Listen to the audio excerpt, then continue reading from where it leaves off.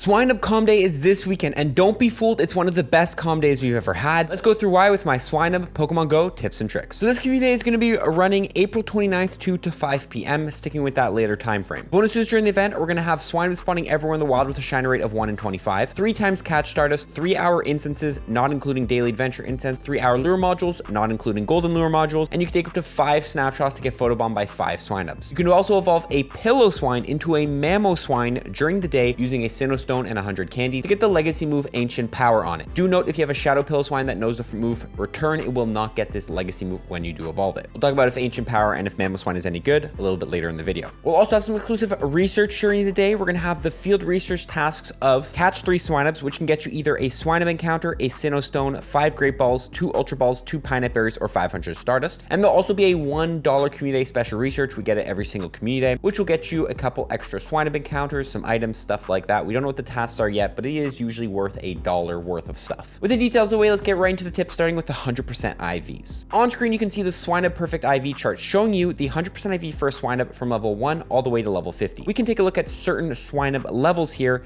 to know what the 100% IV is. First of all, if you get a Swinub from any sort of research task during the day, it's always going to be a level 15. So 317 is going to be the guaranteed 100% IV for a Swinub anytime you get it from a field research task. If you're hunting Swinubs in weather boosted weather, which is going to be sunny and snowy weather, level 35 is going to be the highest level a Swinub can spawn in those conditions. So you're going to be looking for a 688 level 35 100% IV in the wild when it is those conditions. If you're playing in non-weather boosted weather, so any weather other than sunny or snowy, level 30 is the highest level a Swinub could be, so 635 is the 100% IV. Other than that, there are like 32 other 100% IVs, like 331, 296. That can be perfect in the wild, but note, these are not guaranteed, because if I find something like a 254 CP in the wild, it could just be a higher level Swinub with worse IV. So these are not guaranteed, but this is a good chart to reference. We also need to talk about PvP IVs. If you don't own Pokemon Go, you want low attack, high defense, high stamina. If you're curious on why, I'll link below a video. Let's go through what the best IV sets are for a Mamoswine in Pokemon Go PvP, and also Swinub, because it actually has play in the Little Cup. Starting off here with Mamoswine in the Great League, the rank 1 is going to be a 0-15-7. That's going to be the best possible IV set to lead to the most bulk. But note, anything low attack, high defense, high stamina will work very well. In the Ultra League, looking at a 0-15-13 as 100% IV for Mamoswine, but again, same thing, anything low attack, high defense. And then obviously in the Master League, 15-15-15, 100% IV is the best IV. Swinub and Shadow Swinub also do see play in the Little Cup. So 0-15-15 is going to be the best possible IV set for a Swinub in the Little Cup, or a Shadow Swinub if you have one. Do note as well, Shadow Swinub is available right now and during the community day from the You're Going to Be Frozen in Your Tracks female Ice Grunt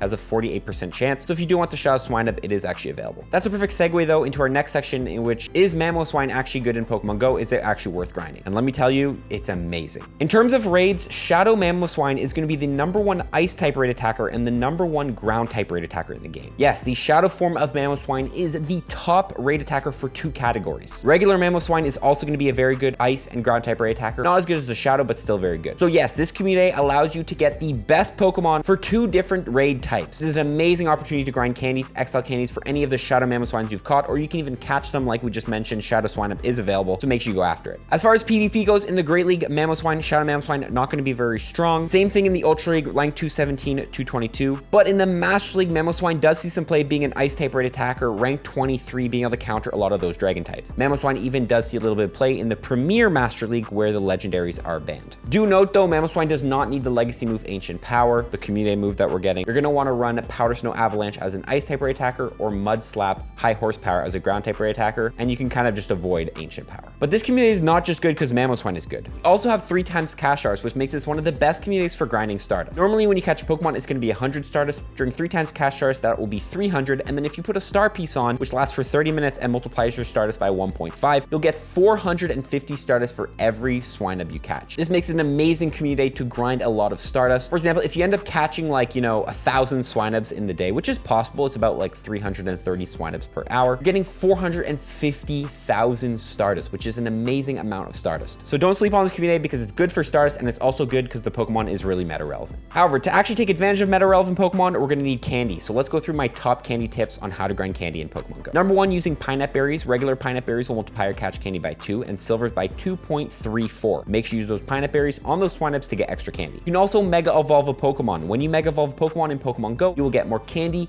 XP and XL candy for catching Pokemon that share a type with that Mega. Specifically, Swinub is going to be a ground and ice type Mega, so we want to Mega Evolve the proper Pokemon to get extra candy for it. Specifically, you can Mega Evolve either a Mega Steelix, a Mega Swampert, a Mega Glalie, a Mega Abomasnow, or a Primal Groudon to get extra candies for Swinub. Make sure you Mega Evolve the highest level version of any of those Megas you have to get the most amount of candies and XL candies. It's a 25% boost on XLs for a max level Mega. You can also trade away Pokemon. When you trade away a Pokemon, you'll get 1 free candy, and if the distance between those 2 Pokemon is more than 100 kilometers, you'll get 1 XL candy and 3 regular candies. After you Swinub Community Day, save all your Swinubs, find a friend who has Pokemon that were caught from a distance, and go ahead and trade those away to get extra candies. Even if your friend doesn't have Pokemon that were caught from a far distance, you can still go ahead and trade to try to get lucky Pokemon, which are going to have a higher IV floor and be cheaper to power up. Overall, trading your Swinubs is one of the best things you can do after Community Day to take advantage of all those Pokemon you caught. Finally, you can go ahead and transfer Pokemon during a double transfer candy spotlight hour. Unfortunately, we do not have any for the rest of April, but in May, we most likely will have one. You actually might already know what the May details are or what is going on in May, but definitely hold on to your Swinubs if you can for a double transfer candy spotlight hour to take advantage of that and get extra candies on your Swinubs. Now, you do need Sinnoh Stones to evolve Piloswine into Mamoswine, so how do you go ahead and get those? Let's cover it real quick if you don't have any. Number 1, Research Breakthrough Reward, your 7-day stamps. Those can get you a Sinnoh Stone. Obviously, it's a little bit short notice, but it's a way to get it. Also, every single day, you can do 2 battles versus a friend or versus a team leader at the bottom of the battle section there, and there's a chance you get a Sinnoh Stone. So make sure every single day you log in. You don't even have to win those battles. You can auto lose them, but it's a possibility